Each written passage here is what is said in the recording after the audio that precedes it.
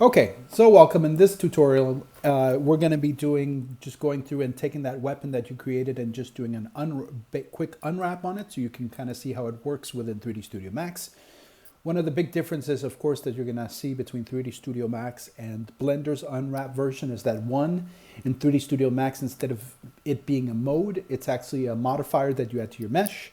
And it's much more complex and much more, the tools are much more varied in 3D Studio Max to unwrap an object, because when you hit items like organic as such, they have different tools. But before we start with that and I start going into it too much, the first thing we're going to do is we're going to add a texture grid to the model, and that's going to make sure that we're giving the model the right amount of texture resolution in it. So what first thing you're going to do is you're going to press M to bring up your material editor.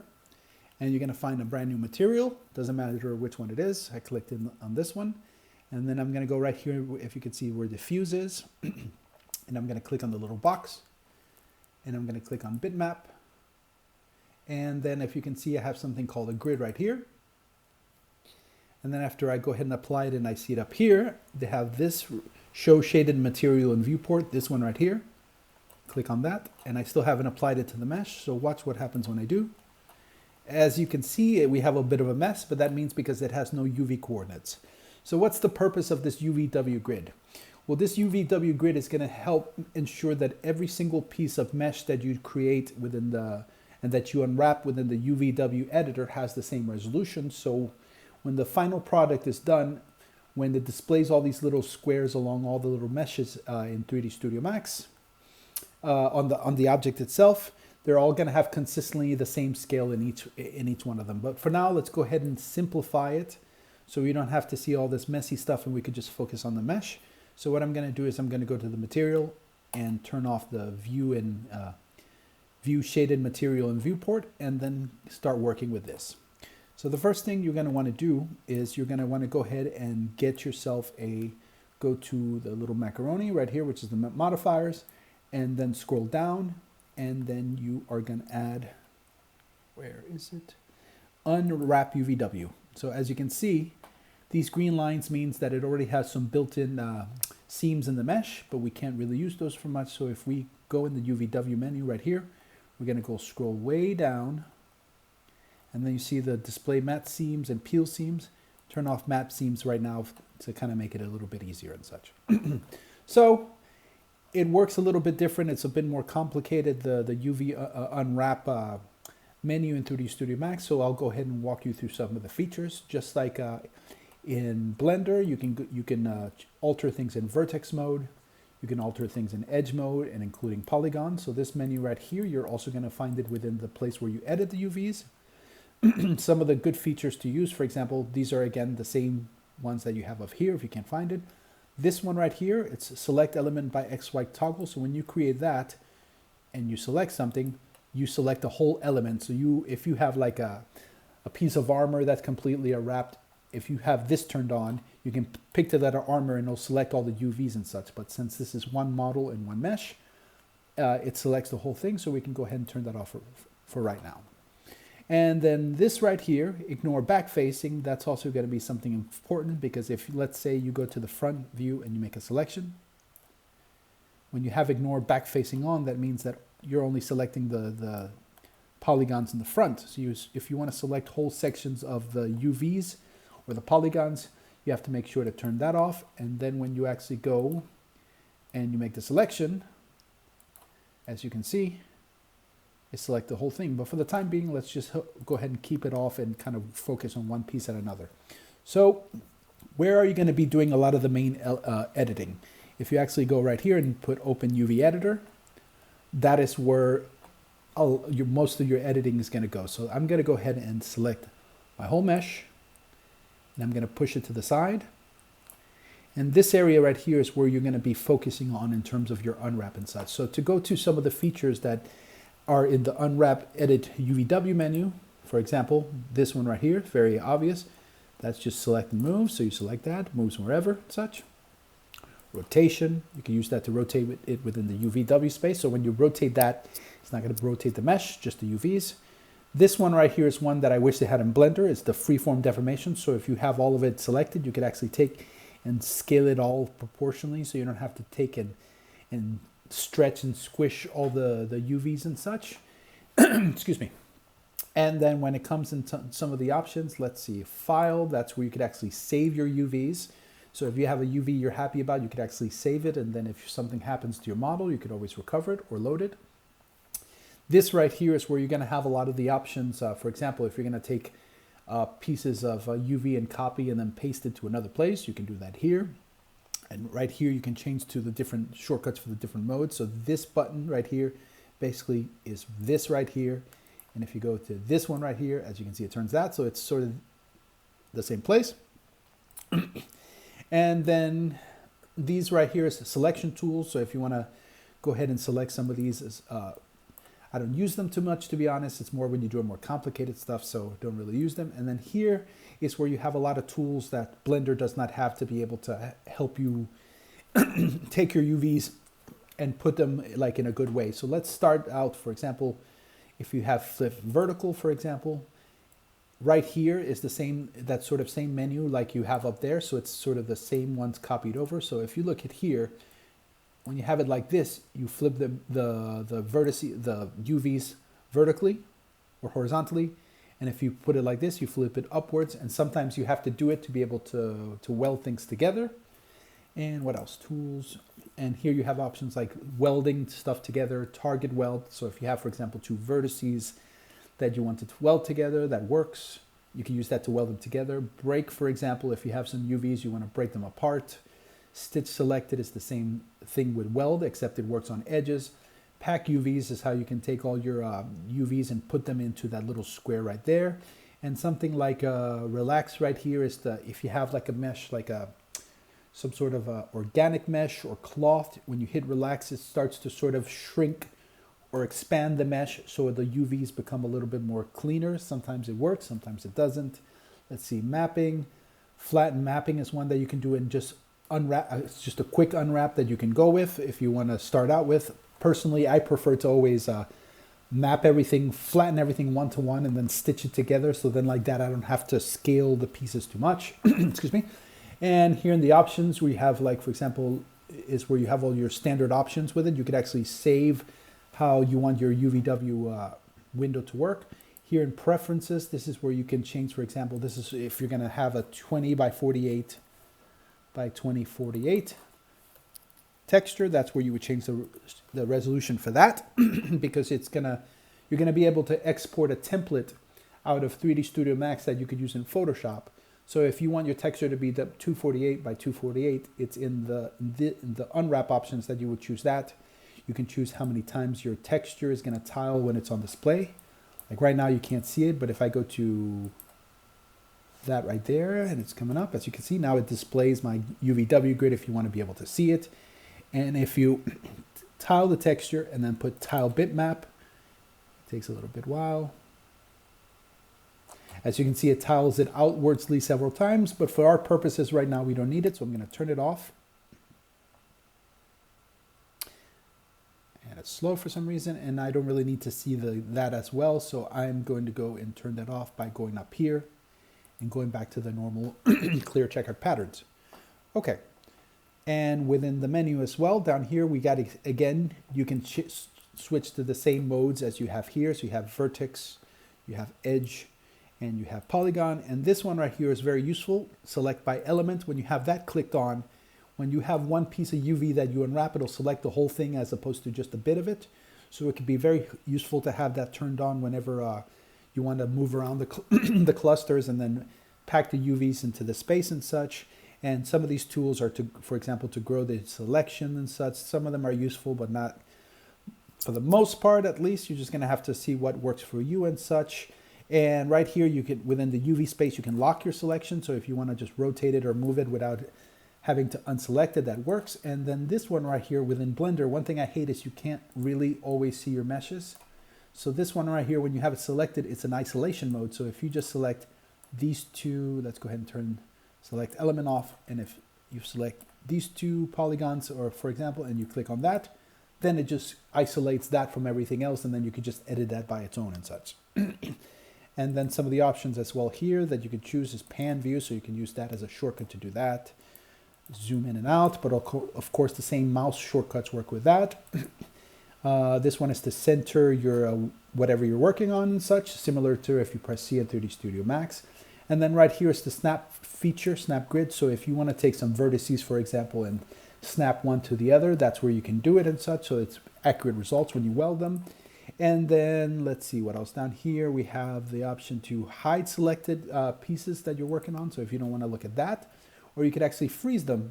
Some things, if you don't want to mess with them while you're working on it, and you don't want, and you still want to have it still be visible, but workable. So I'm going to go ahead and hit on that. And then some of these options right here are some of the different selection options that you have right here when it comes to unwrapping and such. And I know it's a lot to handle, but we'll start simple and first and then go from there and such. So let's go ahead and start with the blade. So the first thing we want to do is we want to go ahead and draw the seams on the actual blade of where I want my UV unwrap to be. So in this occasion, I'm going to go ahead and scroll down here.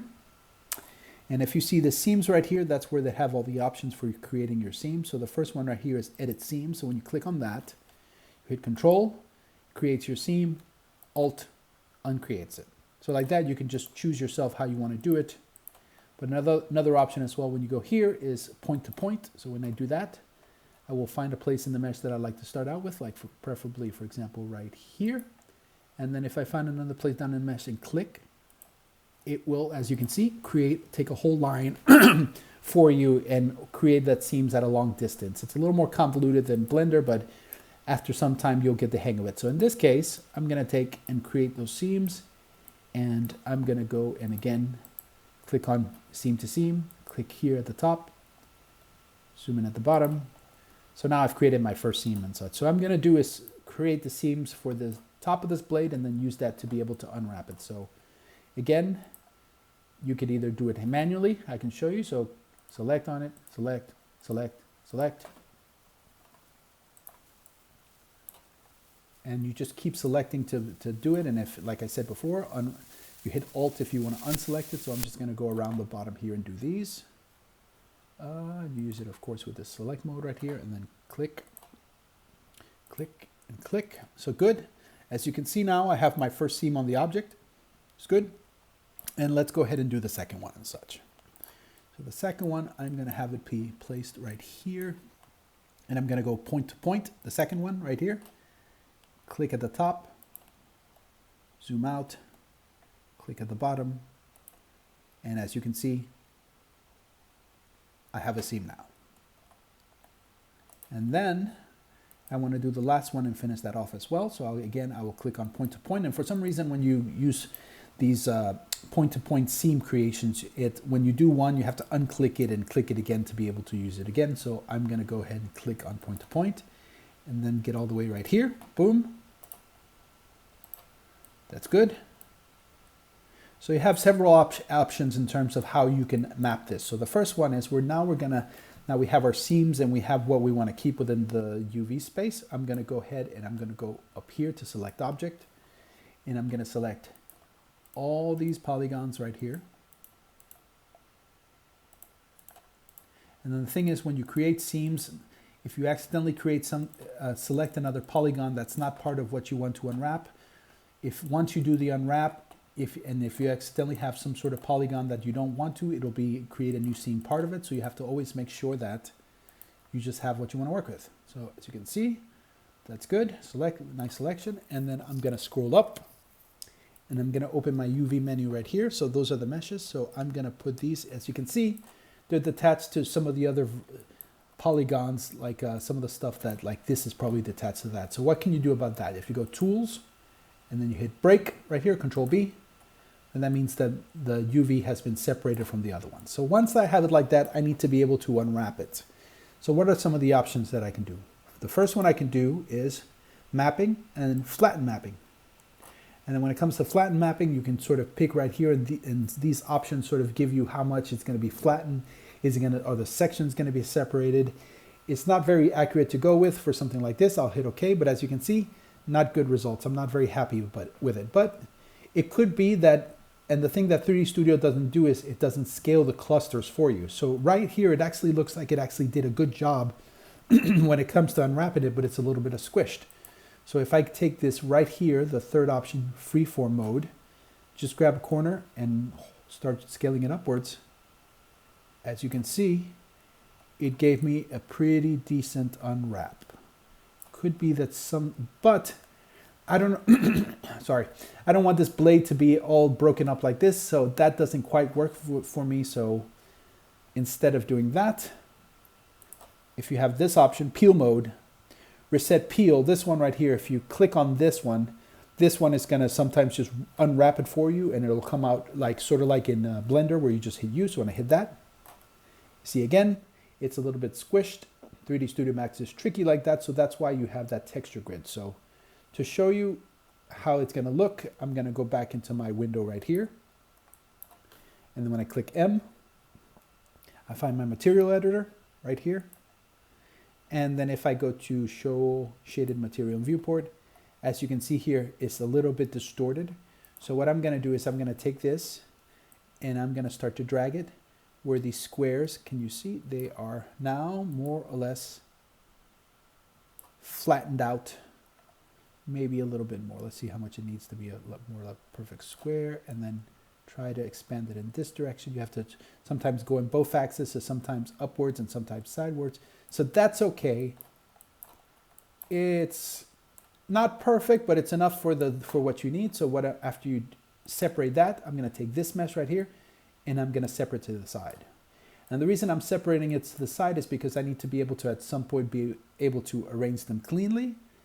So what I'm going to do now is I'm going to go take the other side of this blade, which is back here, and with my select object, I'm going to select all the ones that I want to be, again, unwrapped.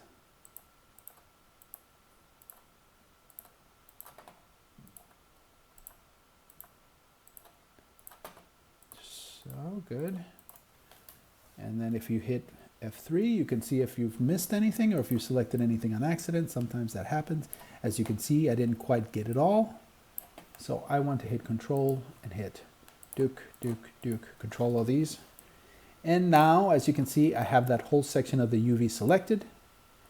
And again, I can try Peel Seam again. It works a lot of times very well when you try it. It's an automatic unwrap. So I click on that. And as you can see, I have the same problem as I had before. The proportions is not correct. So you can just take the other one, and just scale it kind of in the same fashion as the one that you had before. So in this occasion, we're talking something like this. So as you can see, and if I want to have it so it's a little easier, and I want to flip this so I can compare it to the other one, I just go up here, make sure the flipped vertically is turned on, and when I do that, it works fine. And the good thing about these flip vertices, when you flip them, it has no negative effect on the texture. It just is something that you could use for your own orientation. So in this occasion, I can see the base is not as thick as here. So I'm going to go right here to freeform mode and scale that a little bit down. So now when I unclick this and I hit F3, as you can see, but then again, it's a little bit distorted, but so let me see if there's anything I can do. So, because sometimes you could actually do it like this and then actually, let's see, peel mode, no, that's not what I want. And then you could actually hit it again and it gives you it. So you're gonna have to play around with this and such. It's a pain in the ass like everything when it comes to 3D. Nobody likes unwrapping. So right now, we're just gonna leave it for now. Maybe the blade's little bit on the longer part, so I'm gonna select both of them. Uniform scale and get it a little bit closer to this and a little bit closer to that, and then we could just leave that for the time being on the side. And then we're going to be doing again the same thing for the upper cluster. Sometimes it's easier, for example, if you have a piece right here that shares this sort of more or less the same space as the other one. Another thing you can do to unwrap, I'll go ahead and show you, is if you scroll downwards, projection, then that lets you choose the orientation of how you want your unwrap to be. In this occasion, for example, since it's something that I want to project it flat, I'm going to be using the planar mode right here. And then when I do the planar mode, as you can see, it moves the little gizmo right here, but I don't want it there. So I'm going to have it put fit. But as you can see, it doesn't really align up. That's not the right orientation. I should be making like a square around that. So I'm going to go ahead and try and experiment with these. And as you can see now, it's the right shape, but it's still a little slightly bit distorted. So the good thing is, while you're still in projection mode right here, you could actually go to your scale right here and scale on a y-axis. And then as you can see now, closer I get it, that means that the squares are nice and even and such. So what I can do is I take this in the UV screen, and once you're done all your changes using this projection mode, you have to remember to click this off, because then it actually applies your changes. And I'm going to take this and move it to the side right here because I want it separate. And we're going to map this 1-to-1. So I'm going to separate the UVs, the overlapping UVs. But first, I'm going to go ahead and take this piece, zoom out a little bit, and start to scale it until those little squares are more or less the same size as the other one. You're going to have to do by eye and such. Not perfect, but so, and the reason I do this is because when you look at this little square right here, you have to think that's either going to be 1024 pixels to the right and 1024 pixels downwards.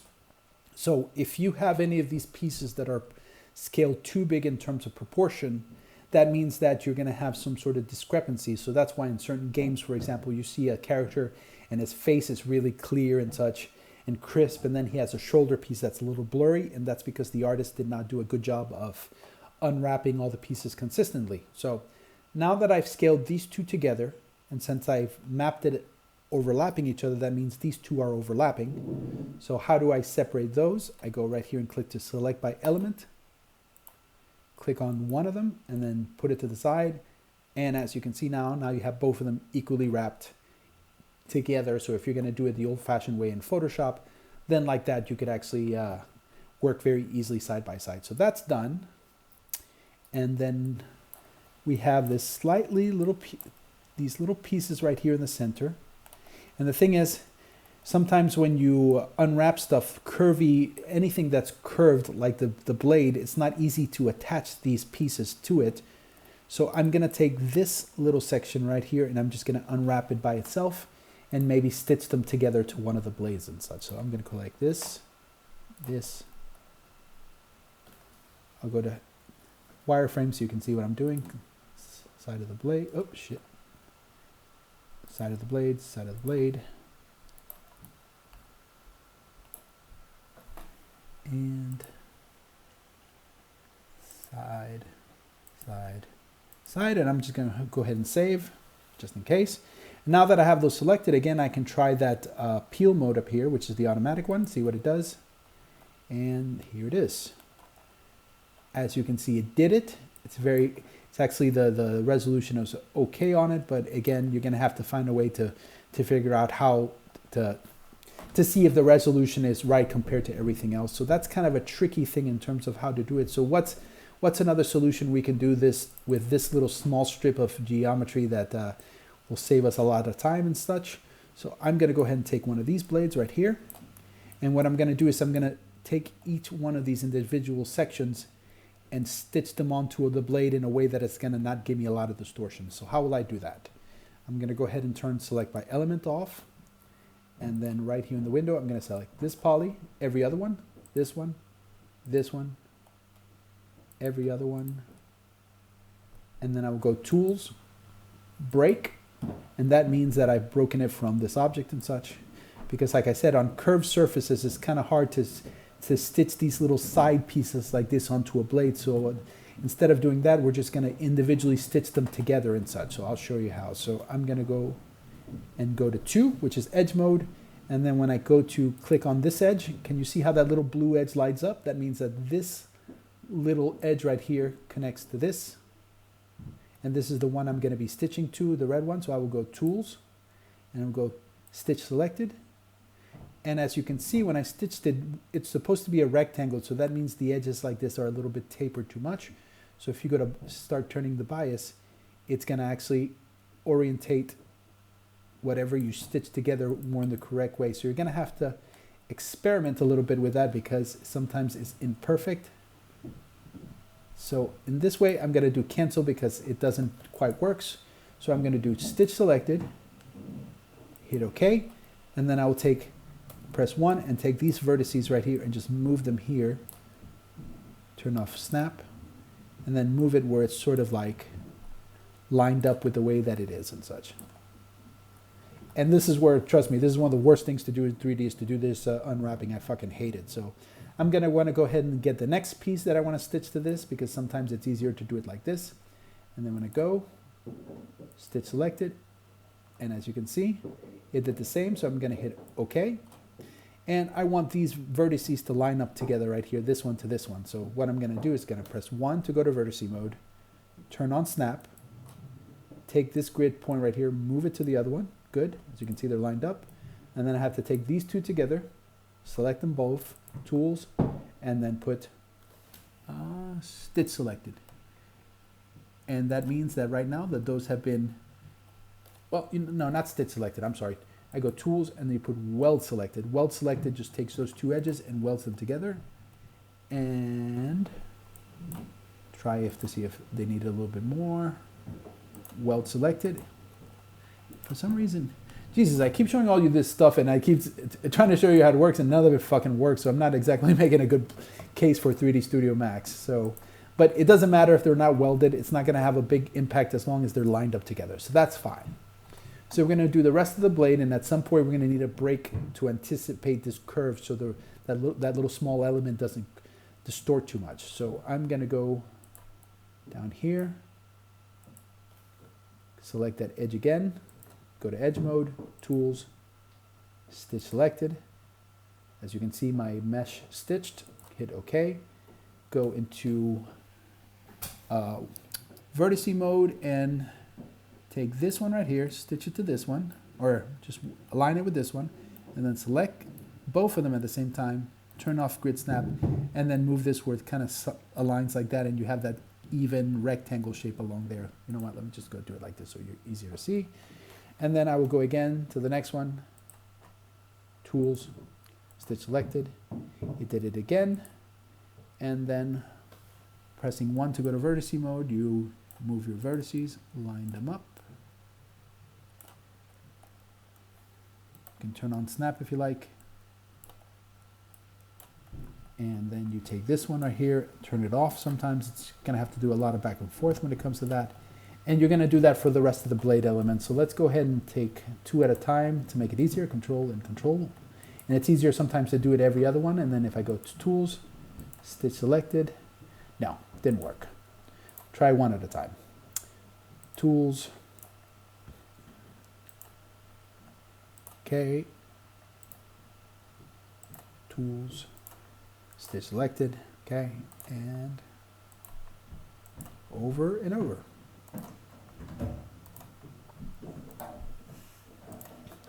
So it doesn't seem like right now, when you look at it, that is much more simpler compared to Blender, but that's because when you start to get into bigger items, that's where you can, or bigger 3D meshes, you start to see the advantage of this. So I'm going to take these and align them up and do the same for this right here. These, align that up. Take this one, align that up, and take this one and then align that up. Come new. And then I'm going to turn off my snapping, and then I'm going to go ahead and move this little rectangle right here so it kind of, this one, so the edge flow matches kind of nicely and line it up like that, and do the same for the others. Cool. And this one too. So I'm going to get out of this. I'm going to save my work first, and then I'm going to go do the rest of it. So let's see. Now we need to find, now for the most part this blade has been mapped. Let me see. Maybe, nope, I don't want that. If I go to polygon, it could be that this one right here is, where are we? Let's see. I think this little section right here is probably not mapped correctly. And for a piece like that, you have to sometimes make the call where it makes sense for you to stitch stuff together. So this stuff, we're turning a 90-degree corner. In that case, I could just do auto peel. And then if I do F3 to see how big that is, as you can see, it's it's taking too much resolution. So a good rule of thumb is just take it, line it up close to where it connects, which is about right there, and sort of just scale it where you can see, as long as you have one of these, the connection points more or less the same and such, you have an idea that the resolution's okay. So in this case, this is more or less the same resolution, and I can just take this and I'm going to put it to the side because it's easier to have it there. So now we have a portion of the blade, and now we have this part as well. This back face here, it's probably not a good idea to connect it to anything because of the extreme sharp turn it takes, and how much, and based on the angle. So I just select all of these and try again peel mode, and as you can see, it more or less wrapped it up to the crate the same amount of it wrapped it up to the proportion that it should be within the UV mesh. And then if you look here, then you have to find a way to line it up or see which one. So as you can see, scale wise, these are more or less the same, but maybe a little bit smaller. So I will take this piece and scale it a tiny bit down. And then I can put this to the side. As you can see, they are more or less the same resolution, so that they're taking up the same texture space. So I will put this to the side as well. Take this, put it to the side as well. And then now we're going to do the rest of the other part of the blade. So I want to go ahead and take all this section right here and just quickly flatten it out and then stitch it together so I don't have to get there and do too much work. So how do I do that? I'm going to go ahead and do select object. I'm going to select all that area that I want to work with, and then I will deselect the hilt part. I will deselect the bottom part, and then I will zoom in right here to these right here and deselect those. So if you look now what I have selected, I basically, well, I should have had those, but I'm going to have to, I guess, select them manually. So select, and select is control, by the way. And select, control R to rotate, and then select the other two pieces. Duke. So now with all of these selected, I can just go ahead and do tools, and then let's go ahead and flatten it. So when I do flatten it and hit OK, as you can see, it's mapped everything to kind of more or less the right resolution, but you have to see, sometimes you can see a little stretching. So if you go to uniform scale and you go in one direction, you can kind of get an idea where it is. And then after I take these and put these to the side, I'm going to go ahead and stitch them all together so they kind of have the right resolution and such. So there's some discrepancies, but we'll slowly work at all those out and such. So I'm going to take the first piece here, which is that top one right there, separate that. As you can see, there's some distortion in that. So I'm going to non-uniform scale it, and I'm going to start scaling it in the right vertical position until the squares are uniform. And then once I have that, then I can just take the rest of this piece and just stitch it all together, because it basically makes like a ring. So I'm going to go press 2. I'm going to select one of the edges, and then tools, stitch selected. That looks good. Resolution didn't change much. And then I'll go around the whole way until I get to the end and such, and you'll figure out when the end is. So tools, stitch selected, okay. So like this, when I have these little annoying pieces like this that go under surfaces, if you just have it in one long strip like that, then it's easier to map whenever you get it into Photoshop or whatever. So I'm going to do same and stitch all of these together, tools. And as you can see, this one right here is probably going to have the same resolution problem as this one, because it's been squashed a little bit. So I'm going to take this one right here, put it to the side here, and then if I go to non-uniform scale, that should more or less be the right resolution and such. So the stretching is gone, and then I click to the bottom, tools, stitch selected. Now that's selected as one piece, that's good. And then I hit OK, and then tools, stitch selected again.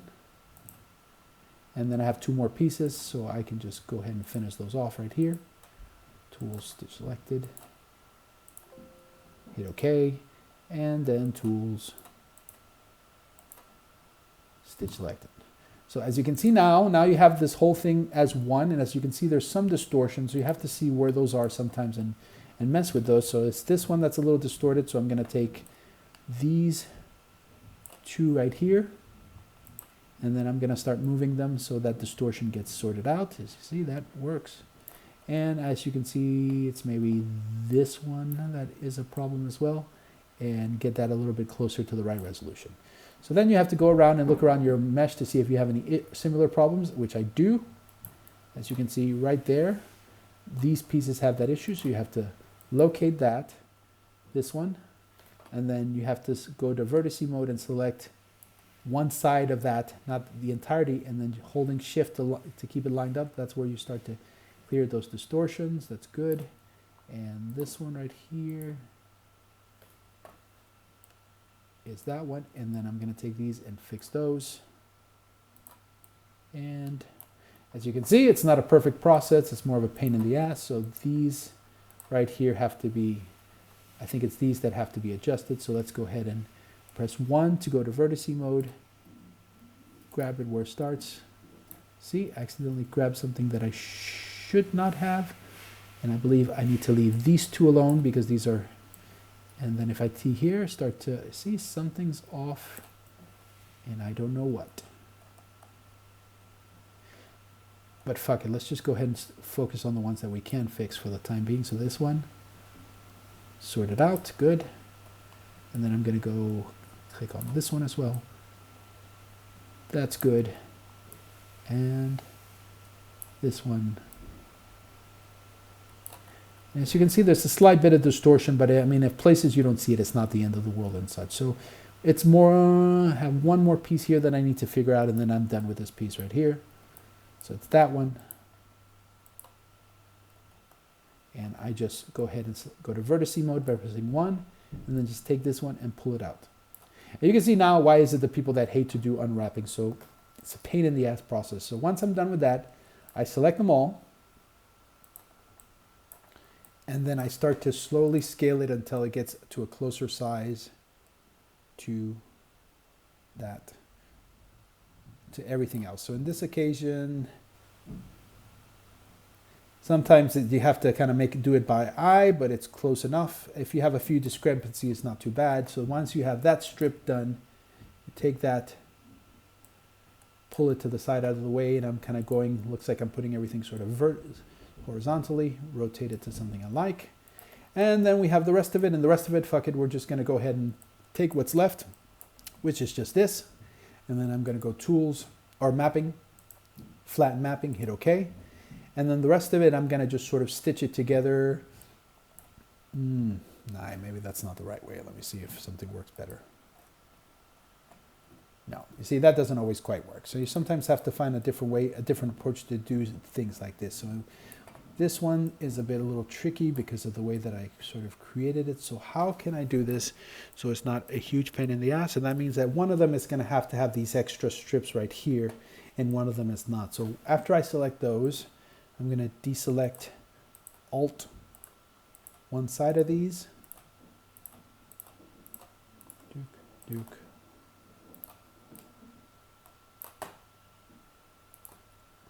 Deselect all these. Cool. So I just have the front one facing. And when I have the front one facing, I'll just try to peel mode to see how that works. That didn't quite work for some weird reason. I don't get it.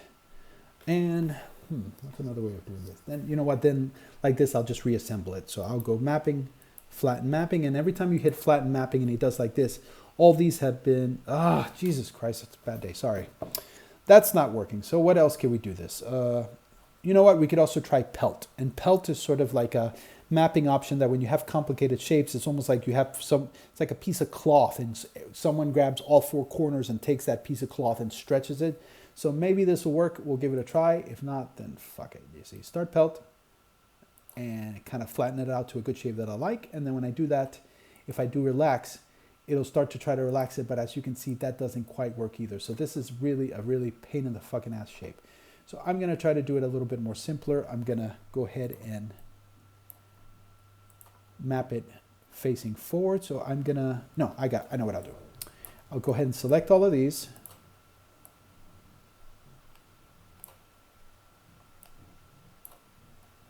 See, and it's all selected.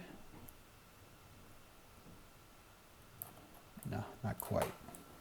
See, there's always something towards the end. So I'm going to go ahead and deselect these Yeah. Go to the other side and select the other side corresponding vertices.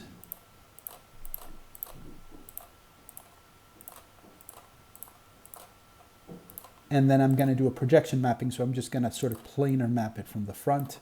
So I'm going to scroll down, click on planar, and as you can see it doesn't quite work, so if I hit fit, not quite, I'll try X, not quite, Y, that's a little bit better, it sort of more or less fits the shape, but so it's not too distorted. I'm going to go right here on this axis and stretch it out like that until those little squares are more or less equal in size. Good.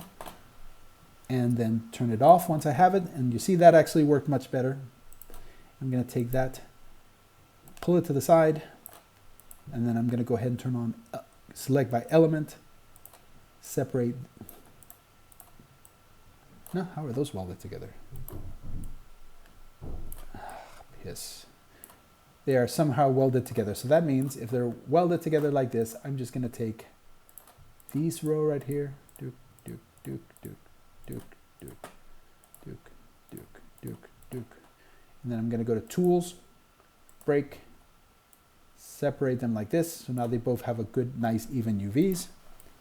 And then those last ones I have left, I'm going to select the rest, which is right here where I move them.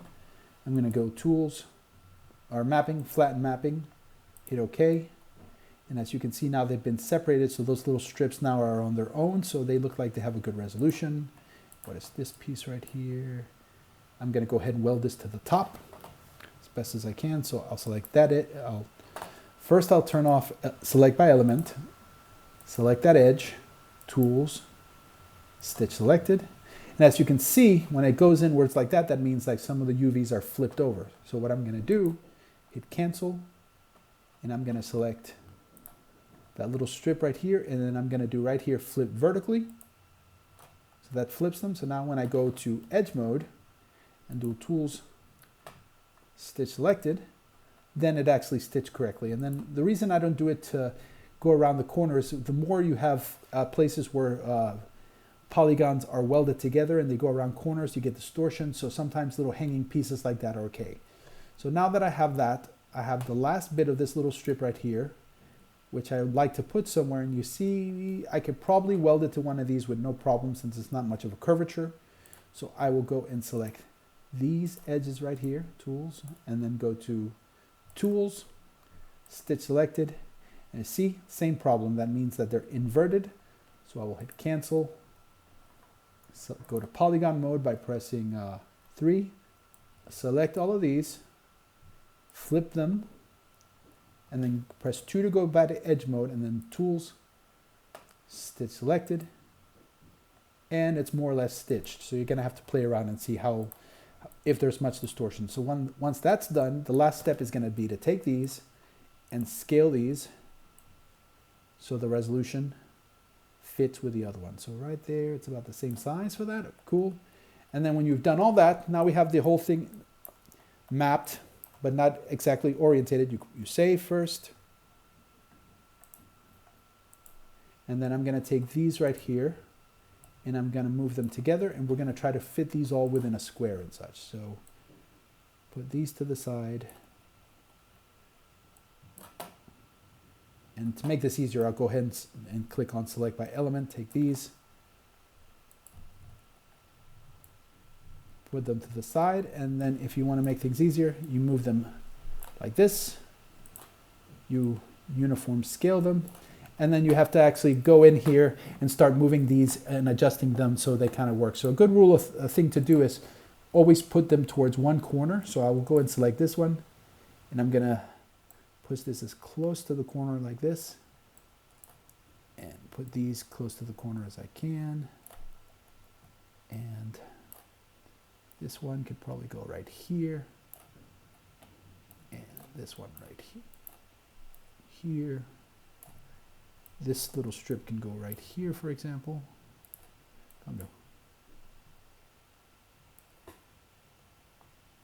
And this little strip right here. And probably can get away with that. Then after you have them like that, you have to figure out a way to be able to take these and actually, so this is the tricky part, like on something like a blade that's more a surface that's more horizontal like this, it's kind of hard to get it all to fit it within the same place. So this is one of these tricky parts where you're going to have to sort of start scaling and trying to see what works for you and such. So in this occasion like this, it doesn't quite work for me because of the resolution. So I think we're going to have to use instead of a 124 by 124 texture, we're going to have to use a 124 by 512 just so the resolution works correctly. So you can do that in games. You don't necessarily have to have a perfect square as a unwrap. You just need it to have it be fit within the powers of 2. So I'll go to display. I'll go display options preferences. And then right here, I'm going to go ahead and take the height and reduce that by 124. And then as you can see now your mesh is sort of set within that more stretched out resolution that you can do for a texture. And then once you have it like this, go ahead and turn off snap. And we're almost done with this. I know this is really complicated and painful, and I wouldn't disagree with you if you thought it. So now that I've taken this and sort of stretched this within the constraints, I have to make sure nothing is overlapping. Sounds good. So that means that now I have a good layout that I could use to make this into a texture. So what am I going to do? I'm going to go to right here, preferences. I'm going to go to mapping, tools. I'm going to go tools, and then I'm going to do render UV template, and then it's going to allow you the idea to, or allow you to render your unwrap as an image that you could use as your guide within Photoshop to texture it. So I'm going to go and take this one, the width, and make it 248, because it's going to be higher resolution, and this one at 24. And then these colors right here will determine the edges and such. You could leave them to see where your boundaries are, and then when you hit render template, and that, what the fuck is it doing that for? See, when I hit render template, then that image right here is what you're going to use in Photoshop as an overlay to texture your image. So when you go like that, you save your image, and you choose your format. I usually go with JPEG, and then put a template. Hit OK. Close that, and then once that's done, you just go here. You collapse your mesh to make sure your UVs stick. And then there you go. Now you have something that is unwrapped. And if I go and export this and export it into Substance Painter or export it into Photoshop, I can start painting on it, and the texture is going to perfectly coincide with this. So that's it. I know it's a bit complicated. You just have to check out the other tutorial videos to kind of get an idea how it works and such. So I'm going to go ahead and end this recording, and this will be the last of this tutorial such.